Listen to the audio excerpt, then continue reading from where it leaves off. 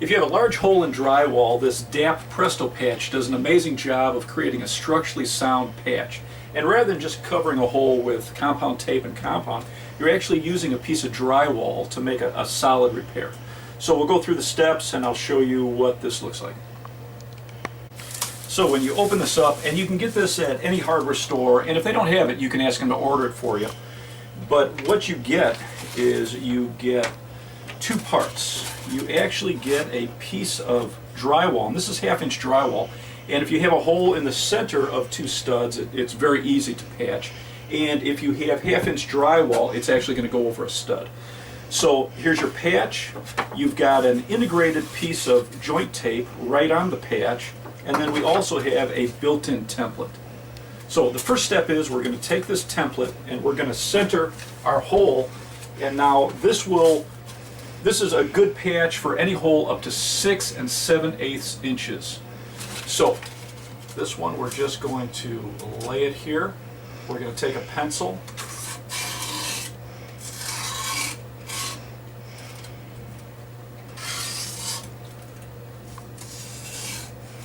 and we're going to make an outline for our hole.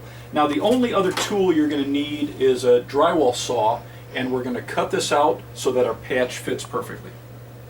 So the tools you're going to need to make a repair with the DAP patch is a drywall saw, and you can get these very inexpensive at any hardware store. You're going to need a compound knife and some joint compound. So once we take our template and we make our mark for the patch, we're just going to take a drywall saw and we're going to cut out, and we want to cut this straight because we actually want that piece of drywall that we're inserting into this to be solid against the existing drywall. So rather than back cutting it, if you were putting a piece of drywall over an electrical plate or electrical boxes, you would generally cut back on the drywall. But in this case, we're going to want to cut straight into it.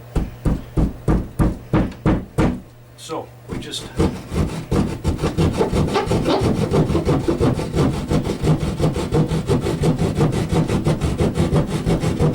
So you're just going to take your drywall saw and you're going to cut out your hole for the patch.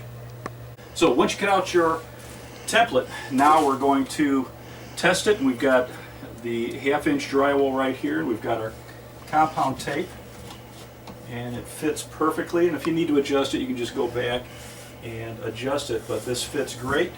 So now we're going to put some compound on here, and we're going to make a nice structural patch. So to install the patch, I'm just going to use some all-purpose joint compound. And on the first coat, you could actually use a spackle, which gets a little harder. But we're going to put compound along the outside edge of this drywall, and that's going to tie together with the existing drywall in the wall. And then we're going to put a bed of about 1/8 of an inch of compound all the way around the hole, about 2 inches around or more. And then we're going to embed it. And one mistake most homeowners make is they either apply too much compound or they don't put enough coats. The average patch, whether you're patching a seam or a crack, you should have 3 coats of compound to give a very professional look. So now we're just going to apply compound all along the outside edge.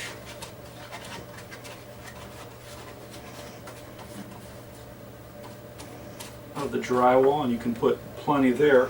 And then we're going to apply a bed of compound all around the hole.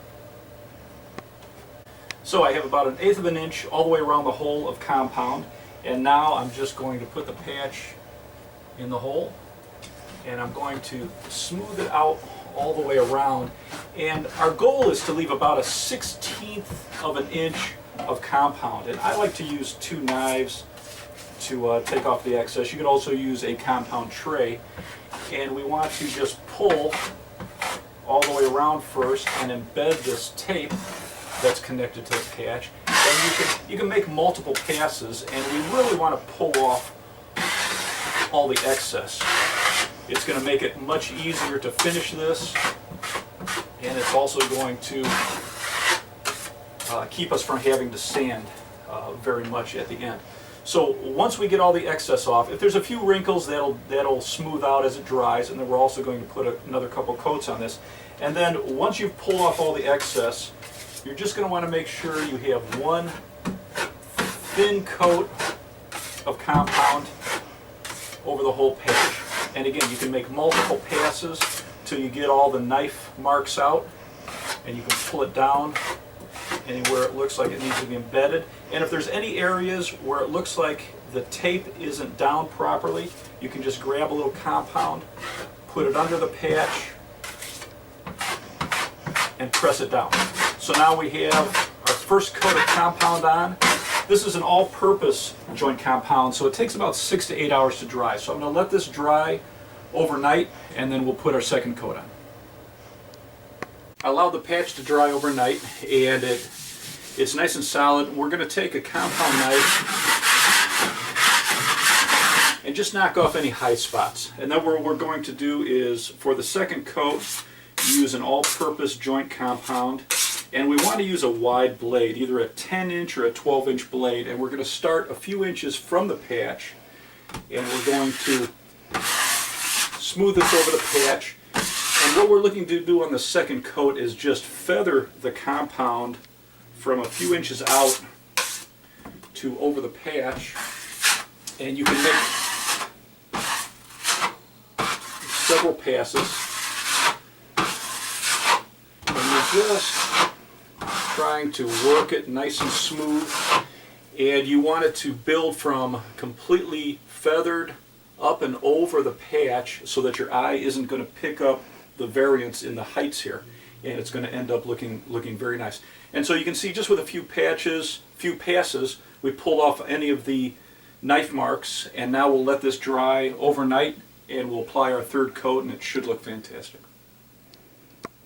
The second coat is dry, and it looks great, and I'm just going to take a blade and just knock off any high spots, but there really wasn't much. It's very smooth. And we're going to apply the third thin coat over the entire patch, and that's what's going to give us that professional look.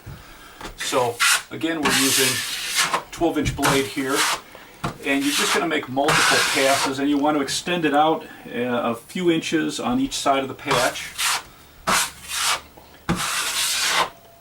And you're just going to feather it. And then as you make a pass, you can see the knife marks. I'm going to remove the excess compound with a second knife. And then just with light pressure, I'm going to blend it. And that's all there is to it. And that's going to be a fantastic patch job there. All we have to do now is allow this to dry for 24 hours. And then just come back with either a sanding sponge or a sanding block and just very lightly hit it, and it should blend perfectly. So if you're looking for an easy way to make a very professional patch, this DAP Presto Patch does a fantastic job.